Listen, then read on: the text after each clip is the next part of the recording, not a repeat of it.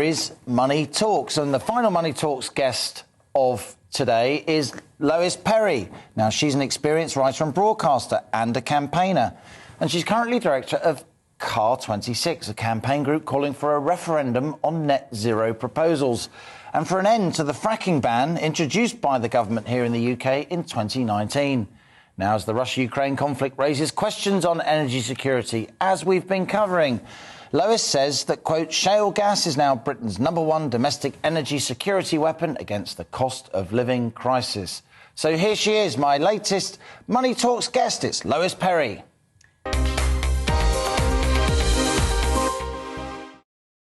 Hello, thank you for having me. Lois, we live in very interesting times. You may have seen earlier on the show I quoted Sir Richard Dearlove. I had a chat with him earlier this week.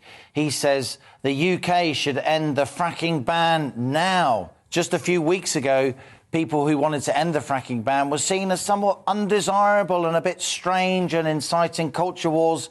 Now you're backed up by the former head of MI6. Well, isn't that wonderful? I mean, I've been leading this from the front. In October, we launched CAR26 and we called for, we did polling asking about a referendum, whether people wanted to have it or not.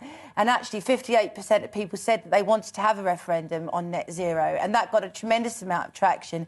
And now we've started a petition as well, which is also getting a tremendous amount of traction. We really, really, really want to get fracking started again in the UK. And we've got these wells in Lancashire that are going to be concreted up in a couple of weeks. I mean, what's that all about? It's just absolutely ridiculous. And make no mistake, this whole Putin situation would not be happening if we had domestic energy security. It's reckless, absolutely reckless.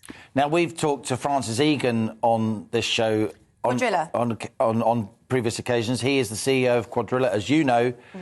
And to fill in viewers and listeners who don't, Quadrilla is one of the companies that's been exploring the prospect of fracking here in the UK. They were operating ahead of the 2019 ban, scoping out wells, spending lots of money developing wells, employing hundreds of people, not least in some of those red wall seats that the Tories need to retain in order to maintain their parliamentary majority. So it may be that you're hitting a political sweet spot here in terms of... Wouldn't that be lovely? What's the word from it? I know you talked to lots and lots of people, Lois, in your campaign.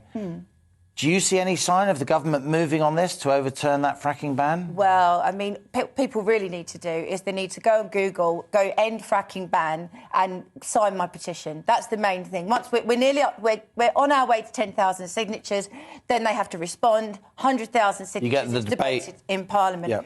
But there is a zeitgeist, there is a shift. People are waking up. You know, when people can't afford to put their heating on, literally. I mean, was it yesterday they were saying that the mortgage is less than what people are paying for their heating for a lot of people now. People are waking up and, you know, it's scary what's happening in Russia at the moment. And I don't think this would be happening if we weren't being so stupid about all net zero nonsense. I really because don't. you think the Russian president's been able to take advantage of the Western Europe because we are so reliant on Russian gas, particularly the Germans and so on, because we haven't developed our own shale gas to secure our own energy supplies. So let me ask you this, Lois.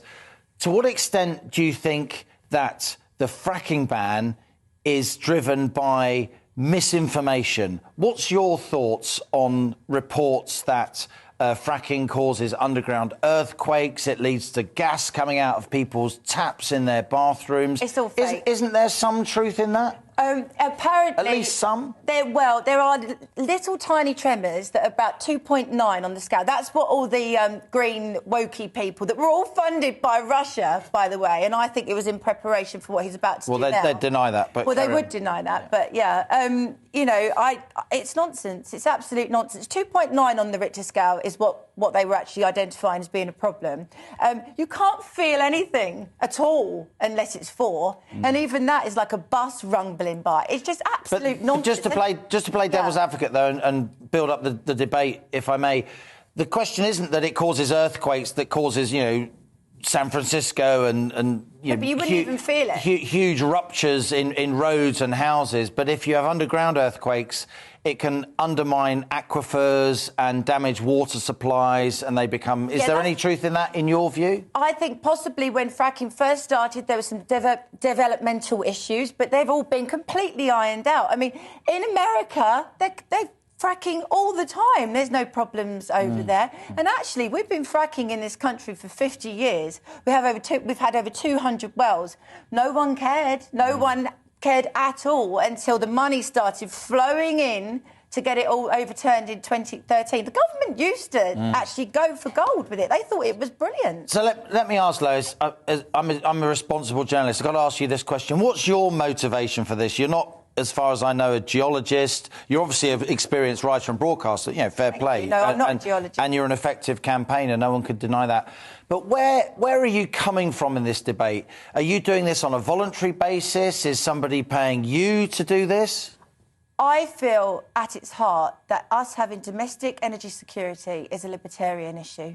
I really do. Because without our own energy, we are at the mercy of situations like Putin. We are at the mercy of everything being electric and very, very controlled, which, of course, if you have electric cars, electric heating, everything, you could be switched on and off. You know, there's loads of debates about things like that at the moment. For me personally, it's about us being free. Nothing makes us more free than having our own energy. You're a volunteer, right? It's my organisation. It's a company. It's a private campaigning company. And so you get funding from donations, donations. As many charities do, right? Absolutely. Yeah. And merchandise. Merchandise. Can I give you your T-shirt? Yeah, why not? So this is available on my website, CAR26.org. So there you go. I got an XL, is that right? Yeah. I had a look at you, so there you go. I'm clearly an XL man, there you go. Or even an XXL man, there you go. But people must go on our website and they must sign the petition for the referendum on net zero. But the main thing I'm pushing at the moment is let's do this House of Commons petition to end the fracking ban, because we need security in everywhere. Or it be not the rumble of buses like Tremors, it'll be the rumble of tanks that we're hearing. And just finally, Lois, there's obviously going to be a big debate about this. You've got, a big lobby that wants fracking, and you've got a big lobby that doesn't want fracking. I'm sure you and I can agree it's vital we have transparency about how people are being financed, where people are coming from, on both sides of the debate, right? I completely and utterly agree with you. And, it'd be very interesting to see where all these NGOs get their money from. It really is. Well, this show, this channel, On the Money, GB News, we're all about open debate, having an honest exchange of views, and we're very grateful, Lois Perry, that you are my latest Money Talks guest. Thank you. All the very best. And that is all we got time for today. Thanks for joining me here on The Money. We'll be back on Monday at 1 p.m.